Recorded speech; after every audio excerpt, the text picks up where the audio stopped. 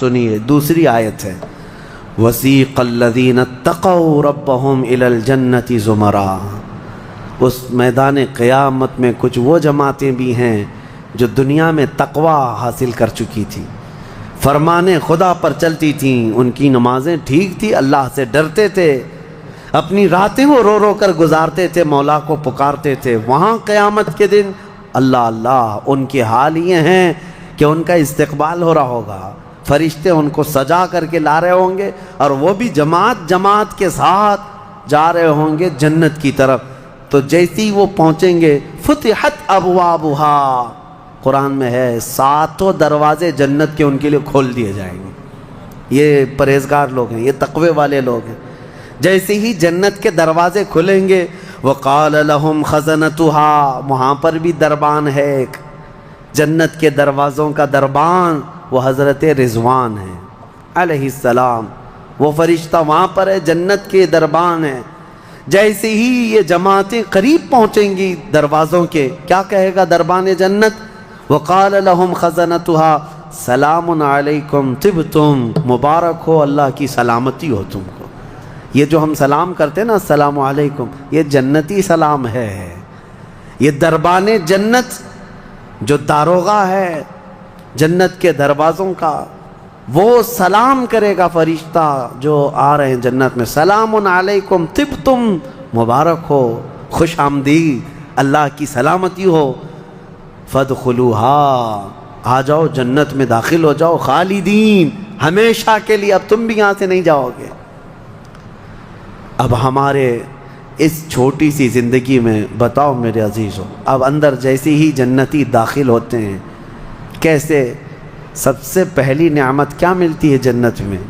اللہ اکبر، آپ کے لیے اور ہمارے لیے سیب ملے گا، انگور ملے گا، گوشت ملے گا، کھانے کے لیے کیا ملے گا؟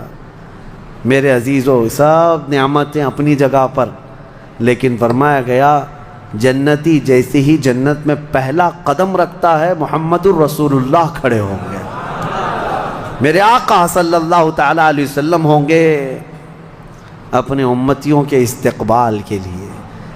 اس سے بڑی نعمت کیا ہے میرے عزیز؟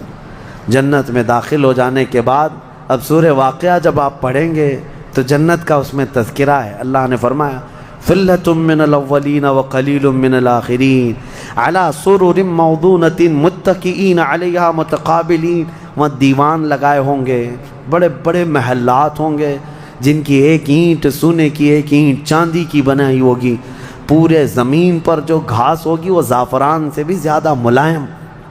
اور اللہ نے کتنی جگہ قرآن میں فرمایا جنات تجری من تحتها الانہار، ایسے باغیچے جن میں نہریں بہہ رہی ہوں گی، اور ایسی نہریں جن کا پانی دودھ کی طرح سفید، شہد سے زیادہ میٹھا اور ٹھنڈا، یہ ٹھنڈے میٹھے پانی کی نہریں جس کو کوثر اور سلسبیل کہا گیا ہے، یہ جنت کے باغیچوں سے ہو کر گزر رہی ہوں گی۔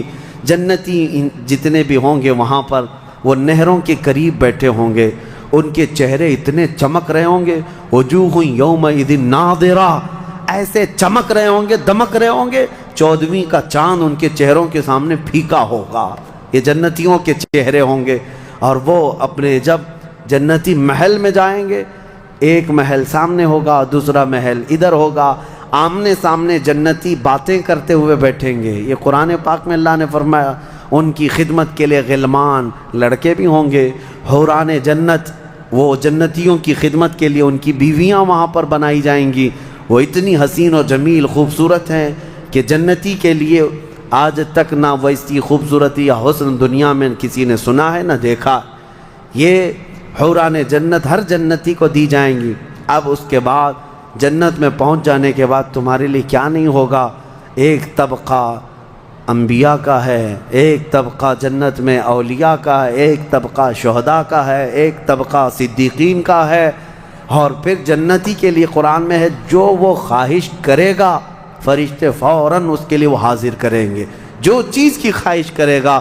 جس دن تمہاری وہاں خواہش ہوگی کہ مجھے یہاں غریب نواز کا دربار دیکھنا ہے، جنت میں غوث پاک کہاں ہے وہاں جانا ہے، صحابہ میں خلفائے راشدین کہاں ہیں وہاں جانا ہے، انبیاء اکرام کہاں ہیں، شہداء و صالحین کہاں ہیں وہاں جانا ہے، جنتی گھوم رہا ہوگا، اور کیا ہی بہتر ہوگا جنتی جب یہ خواہش کرے گا مجھے محمد الرسول اللہ کے محل میں جانا ہے، وہاں بھی اسے پہنچایا جائے گا۔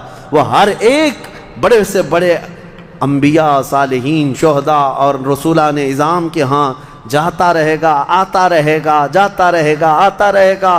جنت کی نعمتیں اس کی ختم نہیں ہوں گی، یہاں تک کہ اللہ کریم فرمائے گا حوران جنت کو، یہ میرے وہ بندے ہیں جو صرف میری حمد سنتے تھے دنیا میں، اے حوران جنت تم اپنی میٹھی آواز میں اب میری حمد ان کو یہاں سناؤ۔ 100 سال تک وہ حوران جنت انہیں حمد سناتی رہیں گی۔ پھر جنتیوں سے اللہ پوچھے گا پیٹ بھر گیا؟ وہ جنتی کہیں گے مولا اور تیری تعریف سننے کا دل کرتا ہے۔ داؤد علیہ السلام جن کی آواز میں بڑی مٹھاس تھی، رب تعالیٰ فرمائے گا اے میرے داؤد خلیفۃ اللہ، آؤ ان جنتیوں کو اپنی سریلی آواز میں میری حمد سناؤ۔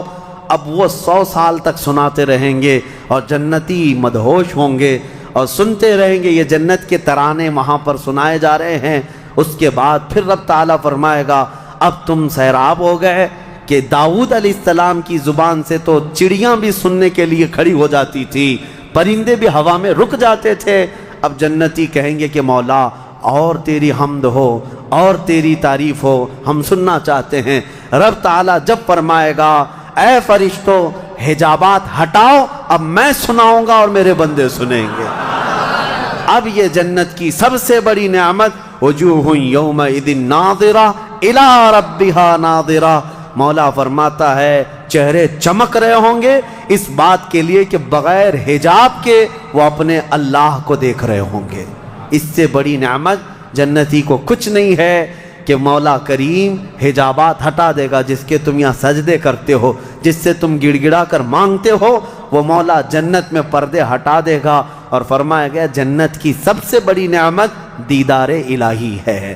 اسی لیے رمضان میں بھی میرے آقا نے فرمایا افطار کرنے والے کو دو خوشیاں دی جائیں گی کہ جب بندہ افطار کرتا ہے تو اس کے لیے بھی یہ فرمایا گیا ہے کہ جیسے ہی وہ افطار کرتا ہے، ایک تو اس کے پیٹ ٹھنڈے ہونے کی خوشی ہے، گلا تر ہونے کی خوشی ہے، لیکن دوسری خوشی ہر افطار کرنے والے روزے دار کے لیے کہ رحمان فرمائے گا میں نے تیرا محفوظ کر لیا ہے جنت میں، اب تجھے میں اپنا دیدار کراؤں گا۔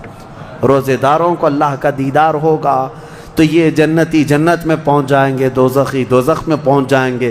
میں نے یہ جو 2 آیتیں آئی تھی اس کی تفسیر آپ کے سامنے رکھ دی، فیصلہ تمہارے پاس ہے زندگی کیسی گزارو گے۔ لیکن میرے آقا نے فرمایا جنت کا جو راستہ ہے نا وہ کیسا ہے؟ کانٹوں سے بھرا ہوا ہے۔